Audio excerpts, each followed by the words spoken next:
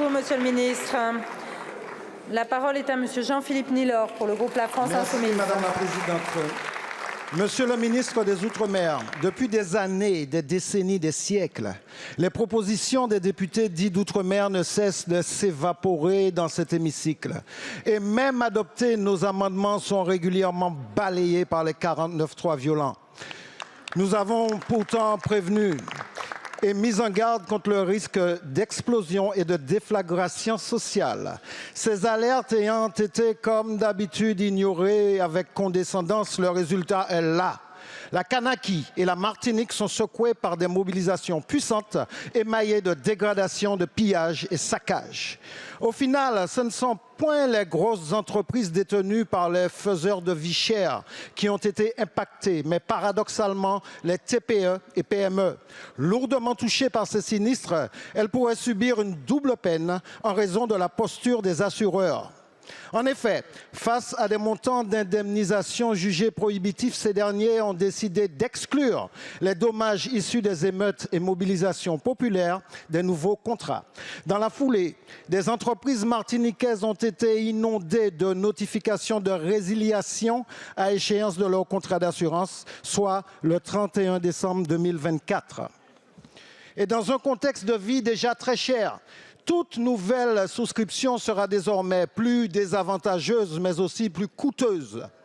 Ainsi, privées de protection, les entreprises verraient leur capacité d'emprunt et d'investissement condamnée définitivement. Plus grave encore, des assureurs menacent de déserter les Outre-mer si l'État ne trouve pas de solution. Ainsi que l'affirmait le 7 octobre dernier le président de Generali. Monsieur le ministre, la mise en place d'un fonds de garantie émeute relevant de votre responsabilité, quelles mesures concrètes envisagez-vous face à ce risque de voir nos pays se transformer en désert assurantiel avec des conséquences dramatiques sur les entreprises, les collectivités et les personnes? Merci, monsieur le député. La parole est à monsieur Antoine Armand, ministre de l'Économie, des Finances et de l'Industrie. Merci Madame la Présidente, Mesdames et Messieurs les députés, Monsieur le député Nilor, vous avez rappelé les conditions exceptionnelles que vivent l'ensemble des territoires ultramarins et l'addition des difficultés, en particulier des difficultés d'ordre public, des difficultés sociales, des difficultés également liées aux catastrophes naturelles, en mentionnant beaucoup de sujets qui se retrouvent toutes et tous, notamment sous la question de l'assurance. Avec les déclarations que vous avez rappelées, que le ministre de l'Économie et des Finances, que je suis avec beaucoup d'attention, et je veux le dire ici sous l'autorité du Premier ministre, en lien avec mon collègue ministre des Outre-mer, avec beaucoup de clarté, les assurances resteront présentes dans l'ensemble de nos territoires parce que la France est partout là où elle doit être et elle sera au rendez-vous en la matière.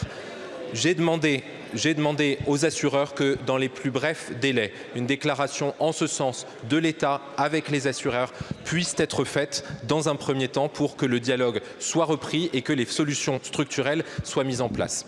La deuxième chose qui est liée à ce que vous dites, évidemment il y a la question de du maintien de l'ordre qui est préalable à tout et qui pose nécessairement la question de l'assurance en deuxième lieu, qui doit faire l'objet d'un débat plus large car on ne peut pas assurer simplement, immédiatement des meutes. Ce n'est pas quelque chose qui existe dans le modèle assurantiel public et nous devons y travailler. Le deuxième point, c'est celui des catastrophes naturelles et je viendrai au troisième point ensuite. Sur les catastrophes naturelles, sous l'autorité du Premier ministre, nous renforcerons à la fois le volet préventif, celui que vous connaissez sous le nom de fonds Barnier qui augmentera de 225 à 300 millions d'euros pour l'année prochaine, mais également le volet dit curatif avec le plan national d'adaptation qui a été présenté. Et si vous me permettez un dernier mot sur la vie chère, rappeler l'engagement du gouvernement et de l'État en faveur de la vie chère, de l'ensemble des collectivités et des acteurs, qu'il s'agisse de l'octroi de mer, de la TVA à taux nul pour 69 familles de produits et évidemment aussi des engagements qui ont été pris par les acteurs privés en matière de marge et notamment de marge arrière.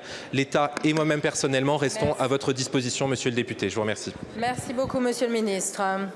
La parole est à monsieur